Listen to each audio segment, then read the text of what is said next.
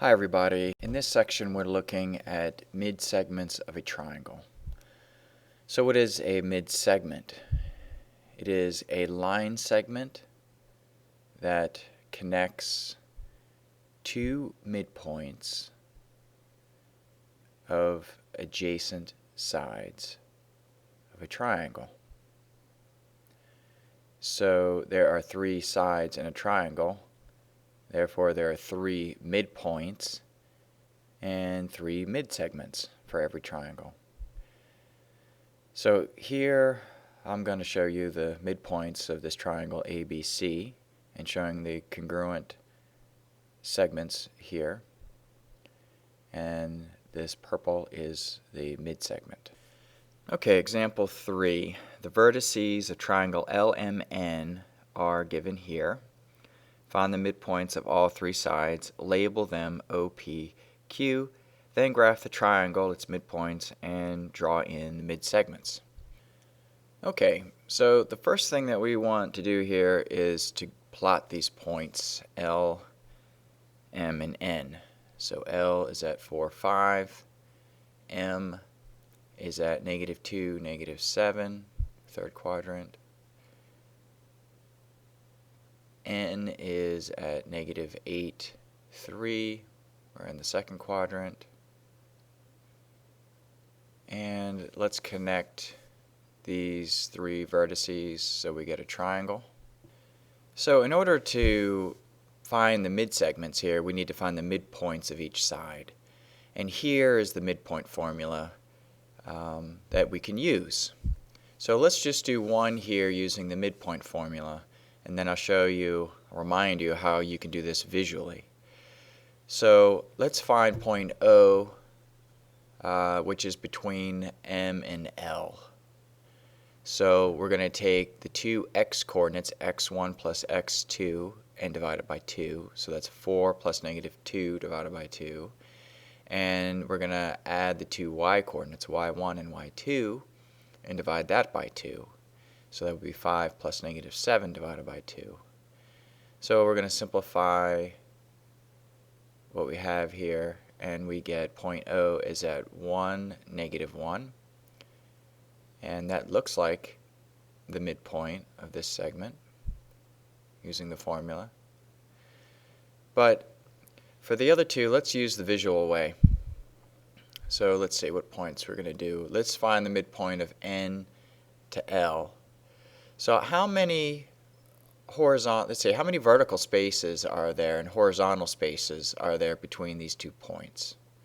Well, there are 2 vertical spaces. So half of 2 would be 1. So if I go up 1 and over, I run into the line.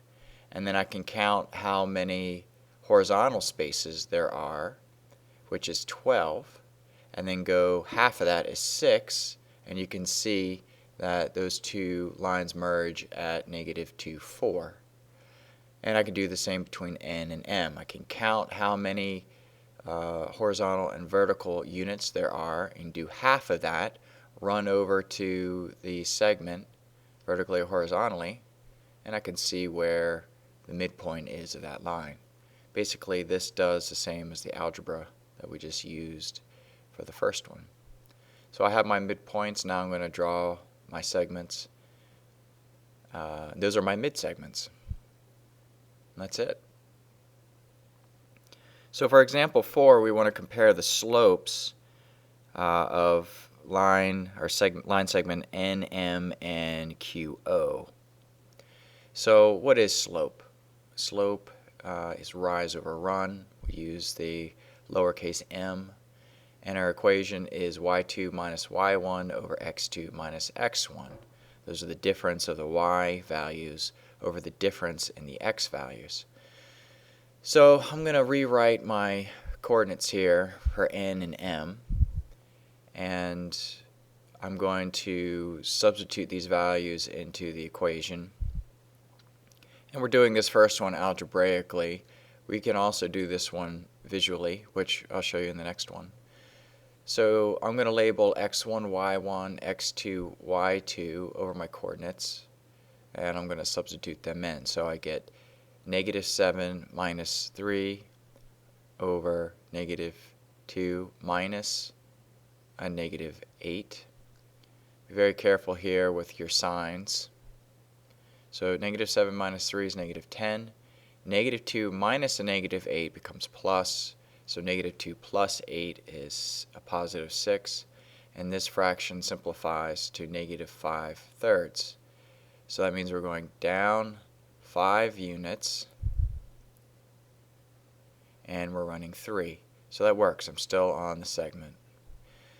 So let's take a look at the slope for QO. And this time, let's just look at this visually. If I'm at point Q here, how many do I have to go down to be on the same horizontal as O? Well, it's 5. So if I'm going down 5, that's negative 5, and then I'm running 3, negative 5/3.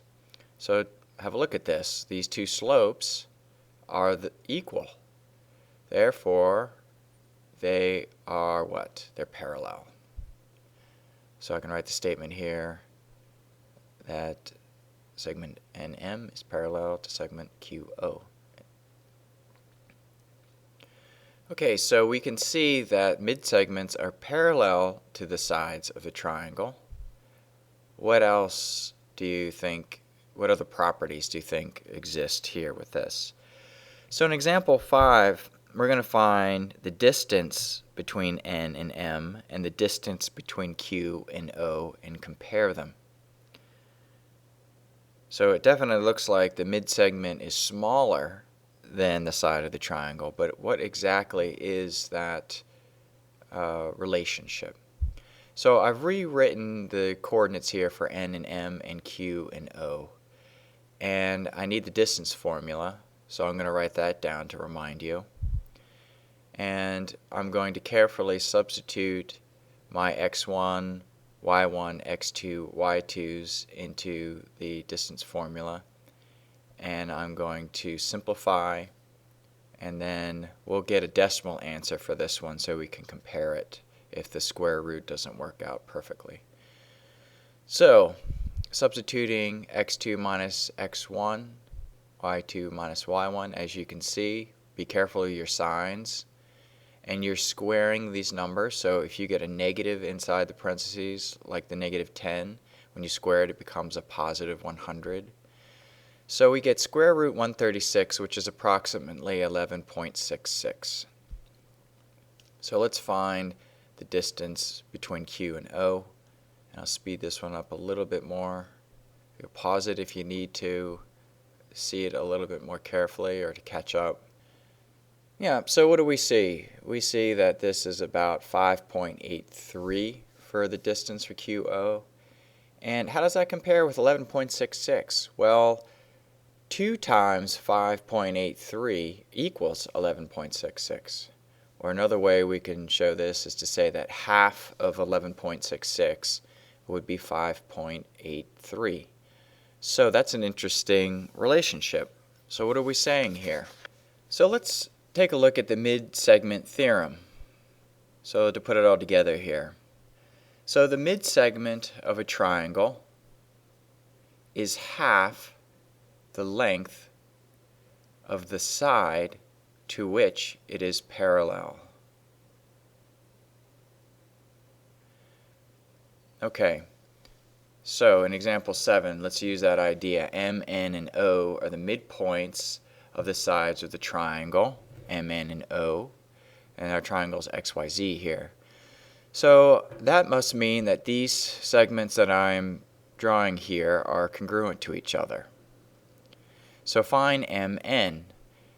So MN would be half of the side to which it's parallel, which would be XZ. Well, I know that XO is 5, so that must mean that XZ is 10, and half of 10 is 5. So MN is 5. Now XY would be twice the side of the distance of O to N. So I know ON is 4, so twice 4 is 8. So now I want to find in part C the perimeter of XYZ. So I need to know the three sides of this triangle. I already know two of them. What I don't know is the distance from y to z.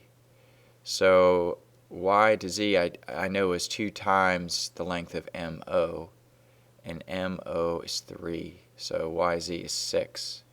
So the perimeter would just be these three sides added together. So it's 10 plus 8 plus 6, which is 24, which incidentally would be twice the perimeter of the small triangle made from the midsegments inside. Okay, example 8, find the value of x and AB. Okay, so we know that this is AB is a midsegment of the triangle, so therefore AB will be 1/2 xz. So let's substitute 3x minus 1 must equal 1/2 of 34. 1/2 of 34 is 17. I'm going to solve for x. First step is to add 1. 3x equals 18. Divide both sides by 3. So x equals 6. Now how do I find the length from A to B? Well, I'm going to substitute 6 in for x. So 3 times 6 is 18, minus 1 is 17, which is half of 34.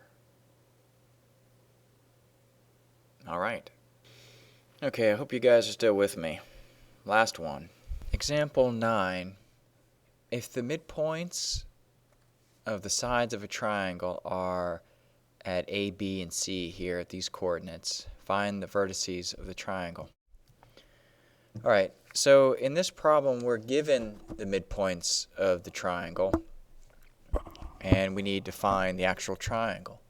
So the first thing we're going to do is plot these points. So A is at 1, 5. B is at 4, negative 2.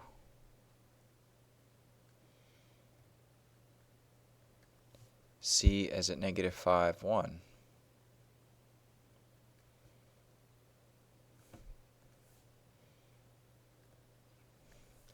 And let's connect these points with the straight edge. Okay. So this is not our actual triangle. This is a triangle within the triangle that we want to find, with A, B, and C being the midpoint.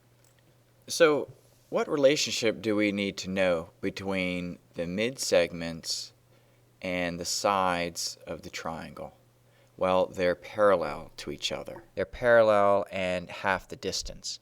But all we really need to do is think about the parallel slopes. So what are slopes that are parallel are congruent, right? So let's calculate the slope of one of these sides. How about, let's find the slope of AB. So A to B right here. Well, we're going down what? We're going 1, 2, 3, 4, 5, 6, 7. So we're going down 7.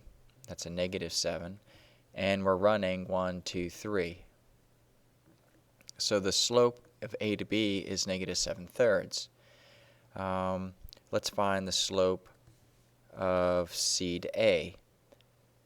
So the slope from C to A, so we're going up and over. So we're going up 1, 2, 3, 4. So that's a positive 4. And we're running 1, 2, 3, 4, 5, 6. 4 over 6, which simplifies to 2/3. So there's the slope from C to A. Let's do the last one, the slope from, we can do from B to C. Let's do from C to B. Okay, so from C to B, we're going down 1, 2, 3, down 3, and then we're running 1, 2, 3, 4, 5, 6, 7, 8, 9. So negative 3/9 is the slope, and that simplifies to negative 1/3. Okay, so let's start from AB. So point C is the midpoint of the side of the triangle, which is also parallel to side AB. So let's take this slope right here, negative 7/3, and make a line from C. So down 7. 1, 2, 3, 4, 5, 6, 7, and over 3. And I can also go up 7. 1, 2, 3, 4, 5, 6, 7, and to the left 3. Right from that point. Okay? So this line right here is parallel to this one. And C is the midpoint. So I don't know where these, well actually, I do if I go down 7 over 3, that'll be the 1 point. And if I go up 7 to the left 3, those should be the endpoints, because this segment here is double this one, right? Because I did the same slope twice. But we'll see it intersects with the other side. So let's do C to A. C to A was the slope of 2/3. So that means this opposite side over here from B will be 2/3 as well. So let's go ahead and do that. Or I can use the slope of 4/6. Let's use 2/3. So I'm going to go up 2 over 3, up 2 over 3, or down 2 to the left 3, down 2 to the left 3. We see that it's going to intersect here. So here's this side. And now let's go CB has a slope of negative 1/3. So that means the side of the triangle is going to be parallel with A being the midpoint. So let's take from A, we're going to go down 1 over 3.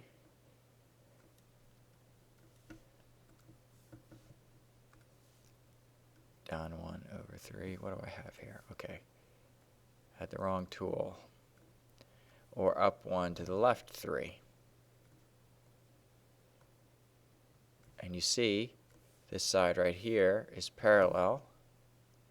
Now you can see where these lines would all intersect.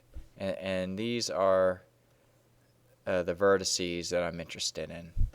So I got one here. This point is going to be negative 2, negative 6. Let's call that X. And then this point right here, what do we got? Negative 8, 8. Let's call that Y. Negative 8, 8. And this point way over here, Z. And this is at 10, 2. And that's it. Right. So these segments are all congruent because A, B, and C are their midpoints of the side. Okay, and like the little character says, if you really get this problem right here, you really understand the concept in this section. And that's it. All right, so I hope you get that. Try the practice set.